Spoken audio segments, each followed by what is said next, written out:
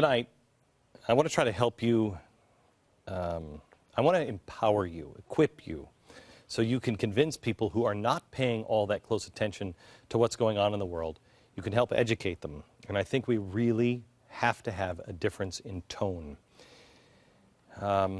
Name calling and everything else is not going to work for anybody else. And I don't say we name call people. We speak the truth, but the people who are left don't care. We have to give them cold, hard facts about how it affects them. Those present a devastating case, those facts against Obama, and are the reason his campaign will talk about anything but the facts. The war on women, Romney's trip to Wawa, his income tax, he might be a felon, he tied his dog on the roof. They're just discouraging people, and people aren't listening. Here are the facts. Obama promised he would heal the world, right? He bragged just a couple of weeks ago about being most proud of healing the rifts between America and the rest of the world. That's not entirely true. In fact, I believe it's not even partially true. Let me show you some stats.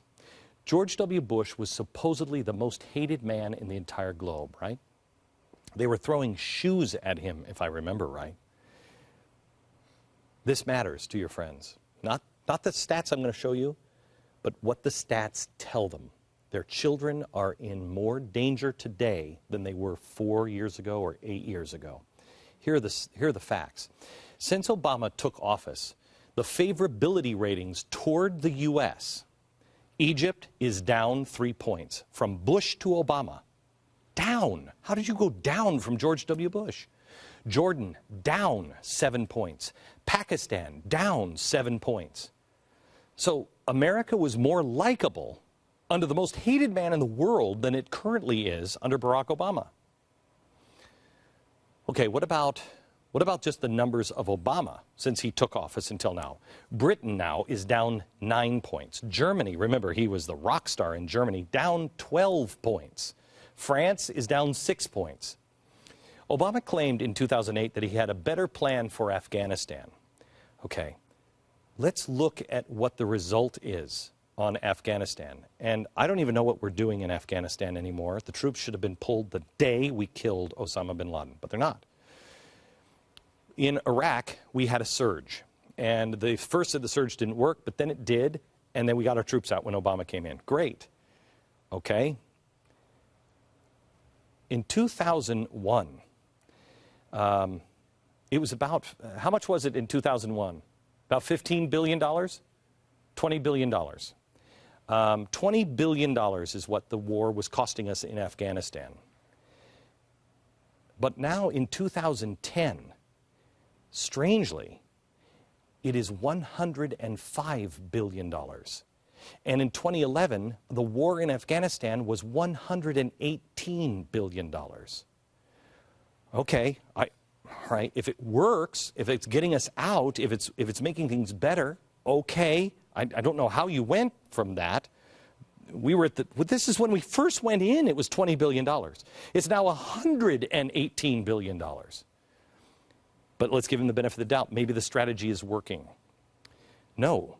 More U.S. soldiers have been killed and wounded during this president's first 3 years than in George W. Bush's entire 2 years. In fact, 70% of the deaths in Afghanistan have been in the last 3 years under Obama's watch. In less than half the time, 70%. Does that matter? Yes. Your son or daughter could be next. There's a global war coming. It is coming, I'm telling you. Does he know how to be the commander-in-chief? Are his policies making us more safe? Since taking office, Obama has signed into law, to keep you safe, the NDAA law. Now, what is that? That makes it illegal, or legal to assassinate you without trial. American citizens without trial. It is a system where the president is personally overseeing a secret kill list. This president has waged a war on Libya without congressional approval. He started a covert drone war in Yemen, escalated in the proxy war in Somalia, escalated the CIA drone war in Pakistan, will maintain a presence in Iraq even after ending the war. Do we have an end to that at all? He sharply has escalated the war in Afghanistan to devastating results.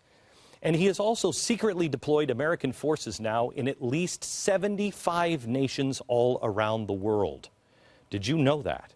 According to testimony before the House Armed Services Committee, approximately 85% of all of our special operations troops are deployed in those 75-plus nations overseas. 20 of them are in the greater Middle East. Where are the rest? They won't tell us. Nobody knows where they are. They're secret. Obama stood behind the Arab Spring, and now Reuters is the latest to begrudgingly admit that has completely backfired and turned into exactly what I warned would happen. Quote, this is Reuters. The Arab Spring is not as beneficial to the West as been hoped. Okay, for those people who wanted to believe that it might be good, it's not. This is the underestimate of the year. Since the American ambassador and the U.S. embassies are literally on fire all across the Middle East, Reuters decides the Arab Spring appears not to have made as many friends for America as Americans might have hoped. The very countries in which Washington helped facilitate popular-backed regime change last year, Egypt, Tunisia, Libya, and Yemen, are now seeing some of the greatest anti-West backlash. The young pro-democracy advocates who leapt to the fore in 2011, Washington now believes, have relatively little clout. That leaves the U.S. and European officials having to deal with groups such as the Muslim Brotherhood, which this president still says is good. This is a reality. Even the mainstream media is beginning to see it. Yet our president, the guy who's going to keep you, your family, your house, your homeland safe for the next 4 years, goes on to 60 Minutes and says things are getting better. Watch. There will probably be some times where we bump up against some of these countries and have strong disagreements, but I do think that over the long term, we're more likely to get a Middle East and North Africa that is more peaceful, more prosperous, and more aligned with our interests. It is so ironic because that is exactly what Woodrow Wilson said about the revolution that he supported in Russia, that finally the people were free and this new communist idea would be a great, strong ally and the people would be much better off. Were they? All I'll say here to this, besides pointing out the obvious violence flare-up all over the Middle East, is this. CNN was able to obtain our dead Libyan's ambassador's private diary. Now, I want you to think about this. Are you safer than you were 4 years ago? Our ambassador is killed. Nobody's asking the right question of where or why was the ambassador there. His private diary is there and left there. And a field reporter comes wandering through what was left of the embassy, looks around, and finds the diary. Now, the State Department and the president is all upset that they took it and didn't turn it in. But I asked the question, the terrorist? Apparently, they got their hands on a list of Libyans who are working with the American government. Those people are as good as dead. But more importantly, what other secrets and sensitive information did the terrorists get their hands on? The guy's diary was sitting there, and CNN picked it up. I'm sure CNN wasn't the first on the scene. What else is out now? The UN is having their annual conference this week. Mahmoud Ahmadinejad is speaking on one of the holiest Jewish days of the year, and he'll likely call for Israel's destruction again. Meanwhile, our ally, Benjamin Netanyahu, gets to play second fiddle and speak the day after. President Obama last night on television called Netanyahu's concerns over being vaporized noise. You're saying you don't feel any pressure from Prime Minister Netanyahu in the middle of a campaign to try and get you to change your policy and draw a line in the sand? You don't feel any pressure? When it comes to our national security decisions, any pressure that I feel is simply to do what's right for the American people. And I am going to block out any noise that's out there. Okay. If Israel falls, it is in our it is in our nation's interest. Be very selfish, be very greedy. How much are you going to pay for oil then? Where is there anyone in the Middle East that has a strong democracy? That is in our interest. Because if they fall, it sweeps the Middle East and then it leaps to Europe. Now, he says that it's noise coming from our ally. It's noise. That's like saying that about England. When Churchill was saying, please help us, I'm going to block out all that noise. Noise stuck out to me because it is exactly what someone else said recently. Watch this. We, generally speaking, do not take very seriously the issue of Zionists and their possible dangers emanating from them. Of course, they would love to find a way for their own salvation by making a lot of noise and to raise stakes in order to save themselves, but I do not believe they will succeed. Mahmoud Ahmadinejad, the president of Iran, is saying the same thing our president. He's describing the reaction of Israel in the same terms.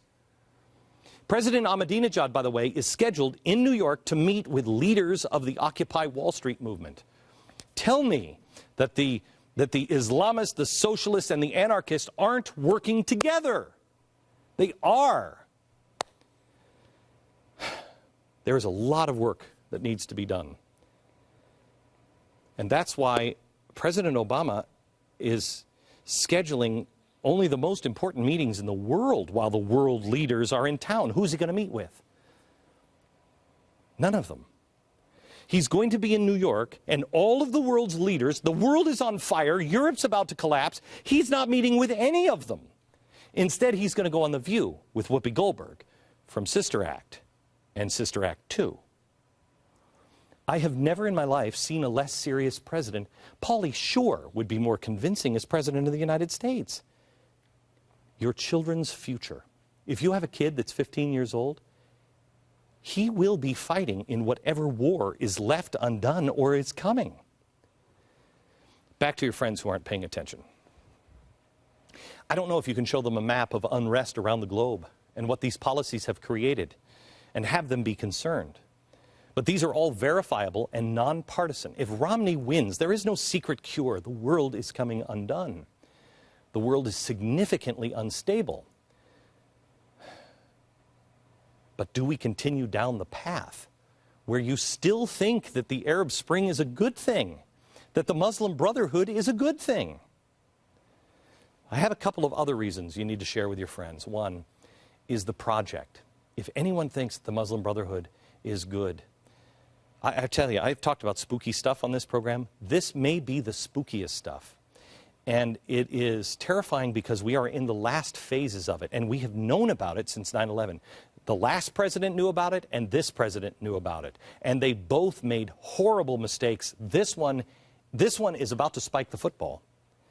No one has told you about this. And the thing that I'm overwhelmed with, this is an 8-month project we've been working on.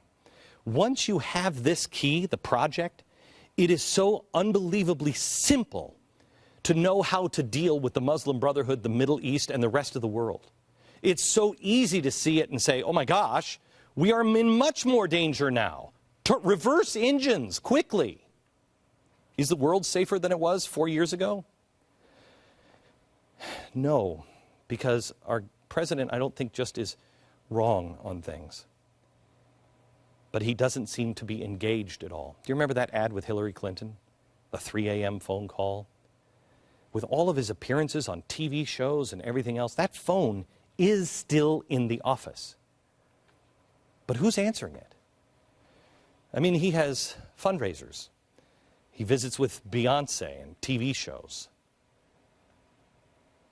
If that phone rings in the White House now and no one's there to answer it, did it ever really ring?